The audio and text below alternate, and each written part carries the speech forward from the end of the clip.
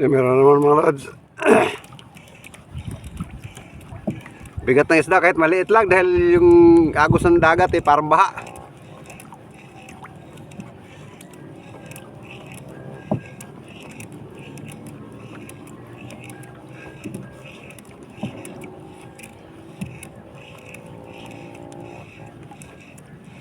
Sana kahit man lang pang-ulam. Kakalma ito mamaya pa mga tanghali itong current. Yun.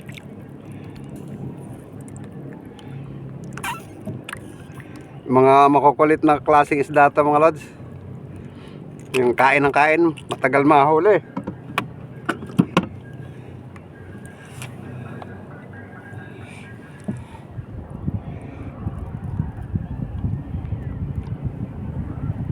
Yan, ariyan tayo. Yun. Ang tabay ulit.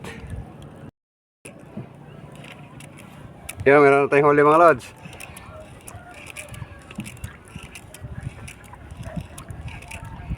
Kayang klase to. Hindi naman to kalakihan. Pang ulam lang tong klasihan to.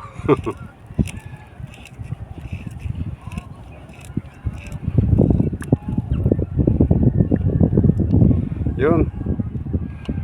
Tingnan nyo mga lods, ilalim. You know, timbungan. Kasi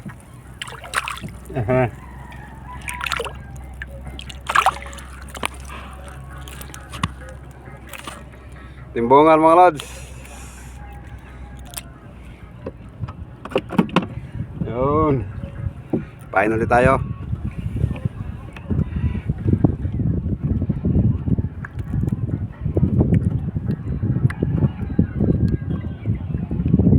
Tapos arya ulit. Yun, medyo malaki-laki siguro ito mga lods.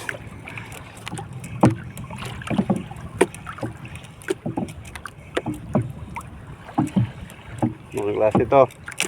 Malikot. Ayun.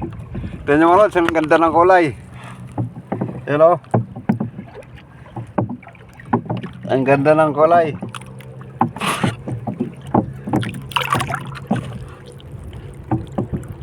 Yun. Ganda rin ang sabaw nito mga lods.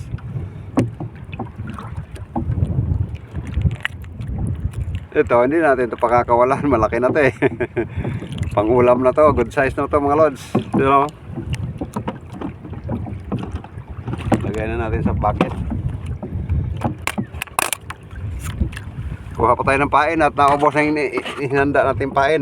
Yan yung pain natin, oh. Kuha mo tayo. Nilalagay ko sa bucket mga lods dahil maganda yung malamig para hindi nasisira agad. Kuha pa unti-unti lang kuha ko. Paunti-unti lang inilalabas.